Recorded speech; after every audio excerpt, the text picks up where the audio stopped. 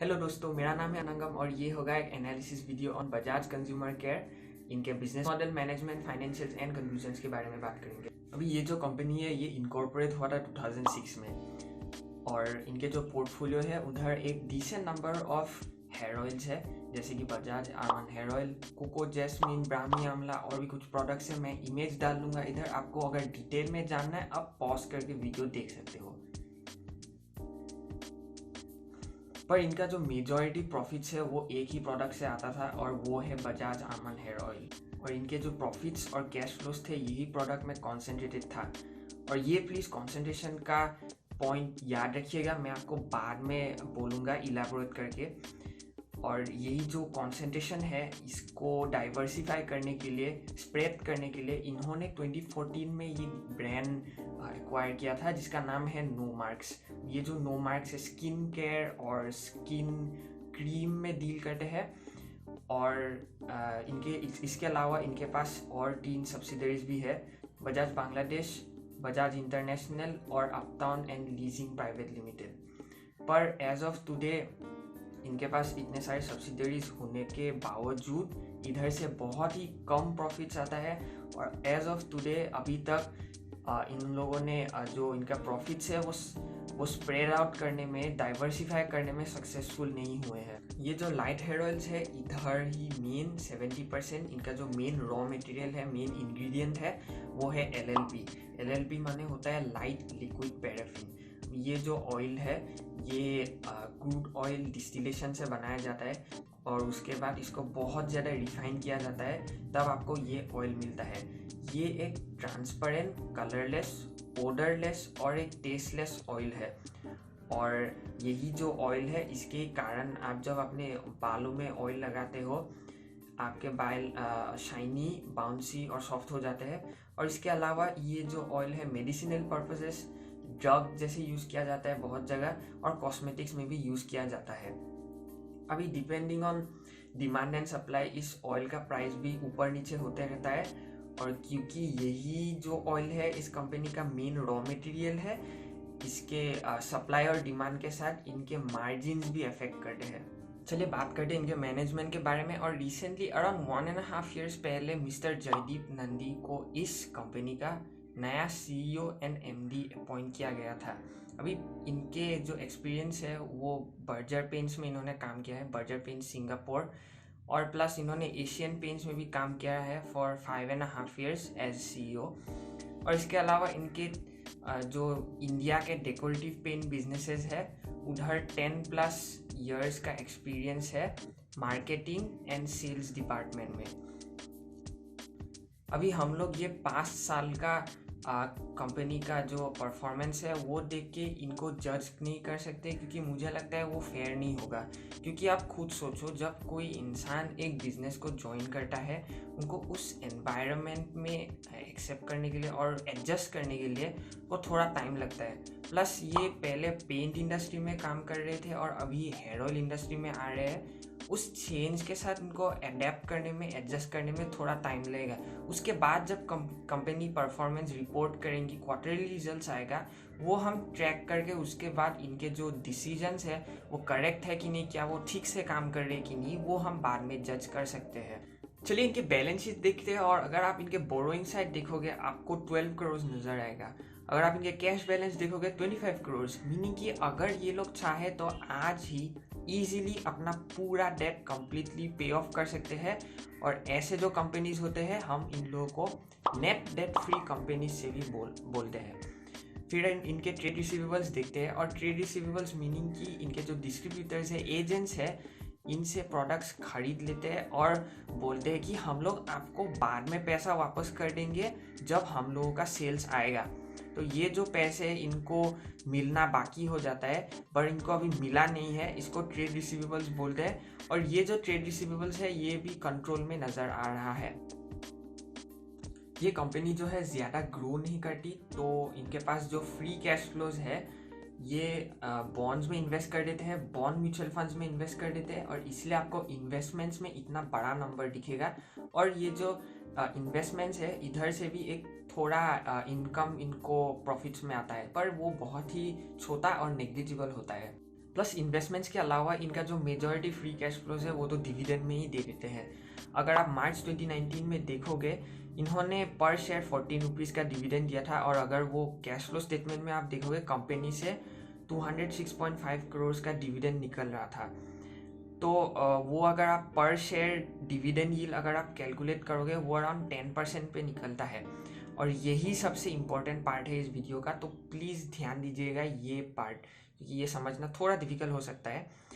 तो इन्होंने अगर 206.5 करोड़ का डिविडेंड दिया है, पर अगर आप ऑपरेटिंग कैश फ्लोज देखोगे उस साल का, वो है 176 करोड़।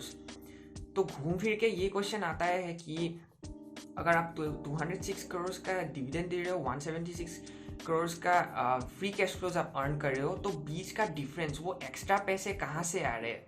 अगर आप देखोगे सिर्फ 2017 में इन्होंने 200 करोड़ से ऊपर किया था, और क्योंकि वो एक एक्स्ट्रा ऑर्डिनरी ईयर था, एज LLP इनका जो रॉ मटेरियल है उसका प्राइस गिर गया था। तो कैश फ्लो स्टेटमेंट दिखने के बाद मुझे तो यही समझ में आ रहा है कि इनके जो इंटरेस्ट इनकम है प्लस इनके जो इन्वेस्टमेंट्स है वो थोड़े बेचकर इन्होंने इधर से पैसे मैनेज कर लिया है, और इन्होंने 14 रुपीज़ का डिविडेंड देने में 2019 में सक्सेसफुल हुए हैं।